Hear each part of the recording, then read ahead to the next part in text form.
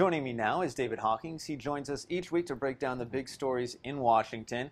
And we've been a little lonely the past couple of weeks because Congress has been gone, but now they're back and they have some plans. They certainly do. The Senate Republicans are going to keep trying to confirm the president's appointees, who are kind of on a slow pace. The House Democrats are really where the action is, the Democratic majority in the House. It's going to be all about oversight. I've said this to you before. On the House side, the new Democratic majority doesn't think it can get much legislating done with President Trump in the White House, but they certainly think they can do lots of oversight, and they want to make the president's life as miserable as possible with oversight and with demands for records, demands for witnesses, subpoenas, hoping to make his life as politically difficult as possible. Right, and this is kind of overshadowing any of the policy talks, whether it's infrastructure or anything else. And obviously, when they were gone, impeachment was the word that kept coming up after the Mueller report came out.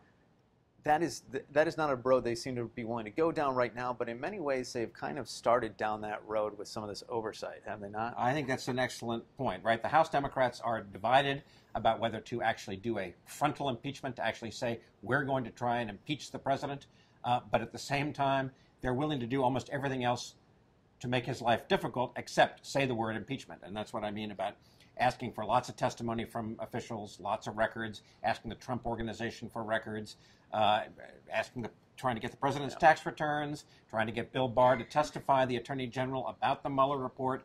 These are all things which certainly look like an investigation into every aspect of the Trump presidency. They're just not calling it the I word. Yes, and politically, this could be fraught for both sides, but we will have to see how that plays out. I think the president seems very willing to take on this fight. He certainly does. He thinks this is a winner for him over the long term, that he can rally his base going into 2020. The Democrats are wary of this as well. But beyond the politics of the moment, I just think it's important to say that this fight over oversight is important for the average voter.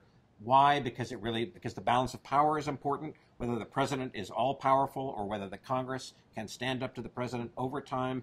You know, that's a fight that's been going on for as long as the Republicans have been going on. Right now, the president has an enormous amount of power, and after President Trump is gone, the next president, whether they're a Republican or a Democrat, is going to have to answer to Congress, or should have to answer to Congress. There should be some balance. Right now, it seems kind of out of balance. That's a very good point. And for more points like these, you can sign up for David's newsletter at thefirewall.us.